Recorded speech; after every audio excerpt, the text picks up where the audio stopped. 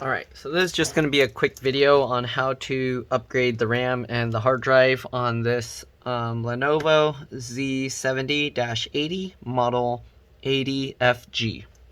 Alright, if you want to remove the battery you can, but you don't have to for this. But to remove the battery, just slide these two tabs out to the side. Battery will come out and you just take it out like that. But anyways, I'm going to put it back in.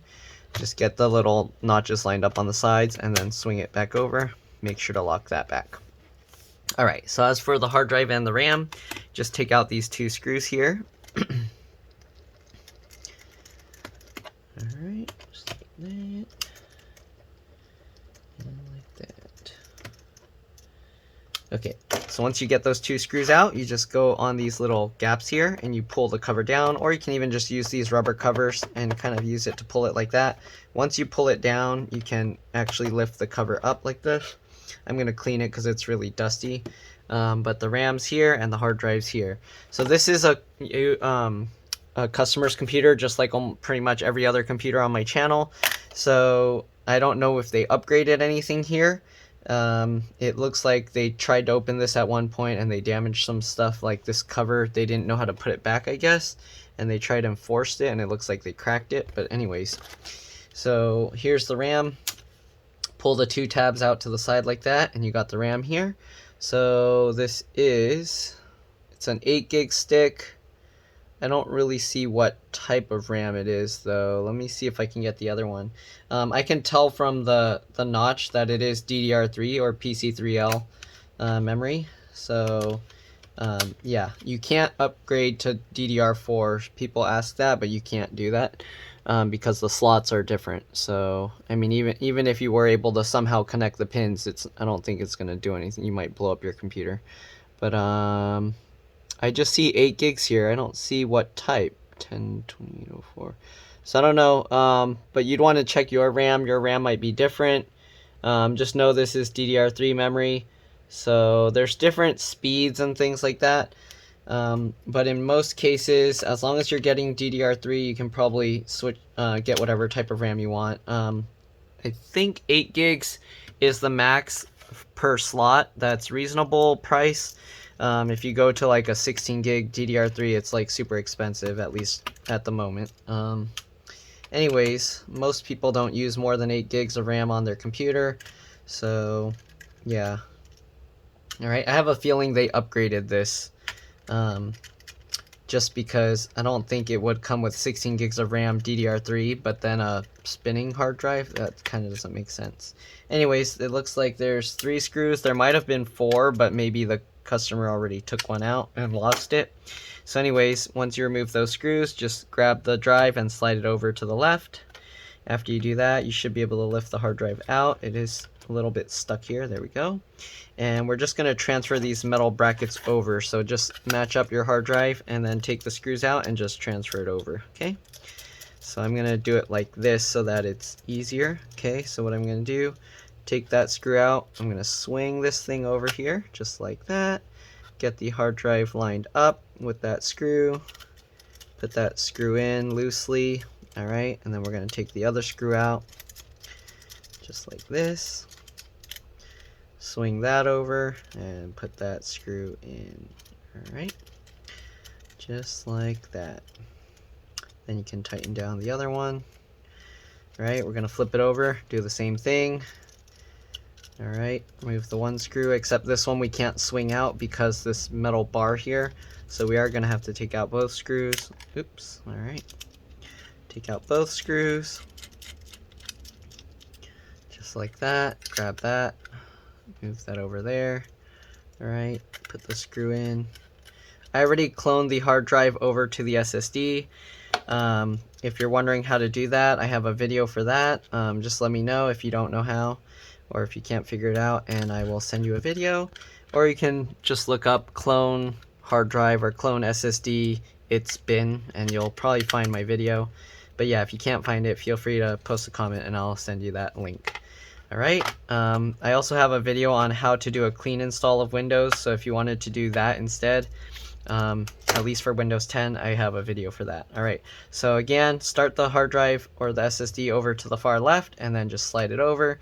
This is a 2.5-inch SATA drive, so if you're wondering, you want to get another 2.5-inch SATA drive if you're going to upgrade or change your hard drive. So their computer was going super slow, and usually it's the hard drive is failing. Luckily, I was able to clone the entire drive, so it looks okay. It looks like if you want, you can access the fan. This fan's pretty gross, so I'm gonna see if I can take the entire fan out and then clean it, because a lot of times when I just blow air in, some dust will still get stuck here. So we're gonna remove the screws for the fan here. Alright, and we'll see if we can remove the fan. There's only 3 screws holding it, it looks like. So hopefully they didn't tuck it underneath the motherboard. And then this is the LCD LVDS connector. If you're going to touch this or remove it, make sure that you remove the battery, open up the computer, hold the power button for 10 to 15 seconds. Because if you don't, you can actually fry the connector here. You also got the DC jack or the charge port connector underneath here. So if you wanted to test that, if your charge port's not working, you can actually buy the charge port, pull this out, and then plug it without actually installing it and test that. I don't have a video of complete disassembly for this model. I do have some that are similar. So if you're trying to find it, just look for Lenovo and search Lenovo. It's been disassembly or something, and you should be able to find all my videos with Lenovo laptops, and just find one that looks very similar and try and follow that, and you should be good. I'm also going to take out the optical drive just to show you. There's just one screw right there, and then what I do is you can use your fingernail along the bezel here and just keep moving it up and down as you pull it, and it will come out just like that. Alright, you can replace this with a second hard drive caddy. So if you don't really use CDs, you can actually get a adapter to put a hard drive in there. But yeah, alright, so most people would use like a screwdriver on the tail of this thing to push the CD drive out, just like that. But some models don't have that, and I find like it's easiest without damaging anything to do it like that. Don't just yank it out, because you can break this bezel off. You want to go up and down to kind of, so that way it wiggles the connector out slowly. Okay? Alright, so let's see if we can remove the fan, and then we're just going to clean that dust up. To clean the dust, I just use a toothbrush and a powerful electric air blower. But yeah. Alright, so it looks like the fan will come out. I'm going to remove the connector first.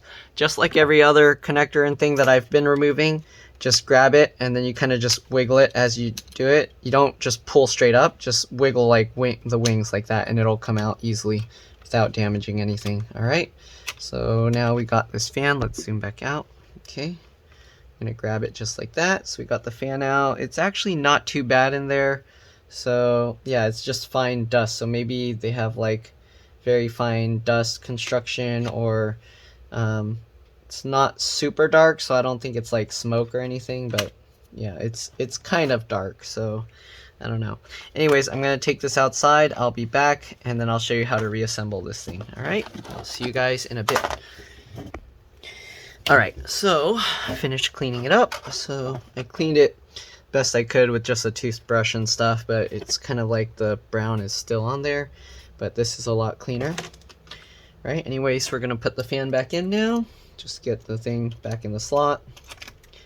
Put the screws in loosely first. Alright, make sure you get all the screws lined up. Just like that. Once you get all the screws in, make sure to pull it as close to the vent over on this side as you can, okay? And then tighten it down. Alright, once you get 2 of them down, you can let go, and then we'll tighten down that one. Get the connector, make sure it's completely lined up, and then push it down. Alright, there we go.